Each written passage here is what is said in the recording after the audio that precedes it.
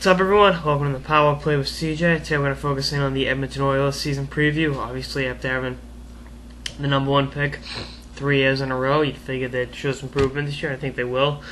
And signing the marquee collegiate free agent Justin Schultz, obviously a former Anaheim Ducks second-round pick that couldn't come to terms with Anaheim. It's a real shot in the arm for that defense, and I think he will be the quarterback in that power play, and you'll have plenty of options to pass to. But let's start with the forward lines. Up front, first line. Now, I know they're talking about having an all #1 overall pick line, but would have 2 or 3. Taylor Hall on the left, Ryan Nugent-Hopkins down the middle, and Jordan Eberle on the right. I think Jordan Eberle is actually their best young player. I really like what he can do. I've been a fan of his since the World Juniors, actually both times, and he's a guy that really is a preeminent offensive player. Second line, Ryan Smyth with another youngster, Sam Gagner, who had an 8-point game last year, so pretty cool. And then Nail Yakupov, your other #1 overall pick, and I think that line is better for him to start with.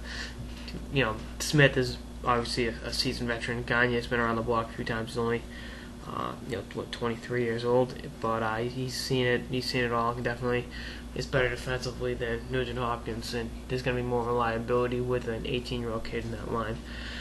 Third line, Magnus Piarvi works his way back into the lineup with the Edmonton Oilers, and shows why he was a first-round pick and why he was such a highly touted prospect coming over from Sweden, alongside Sean Horkoff and Alex Hemsky on what should be a pretty exciting third line for the Oilers.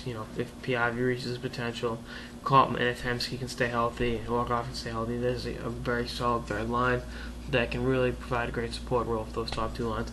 Then your fourth line, Ryan Jones, who I'm a huge fan of, Eric Belanger, and former Nashville Predator Darcy Hordichuk. And then on the back end, it's a pretty basic fourth line. I love Ryan Jones' game, been a fan of his since he was out of Miami, Ohio.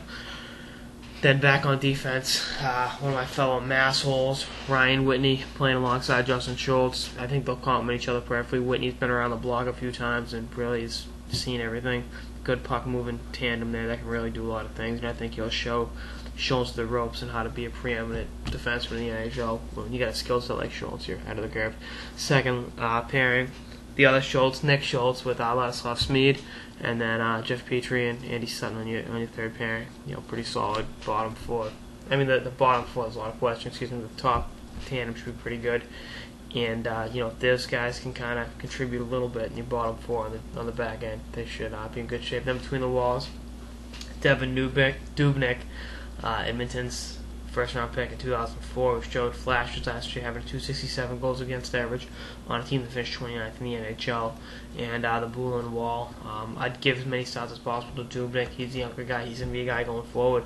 Bulin ain't getting any younger, and if you can move him, pretty hard with that salary, but if you can move him, definitely go for it. He's a guy that can help a veteran team if they can absorb that salary. And I'm looking at this team going, are they a playoff team yet? No. They're going to play a lot of 6-5 games next year because the defense leaves a lot to be desired, and the forwards aren't that great defensively, especially the younger kids, but they can score.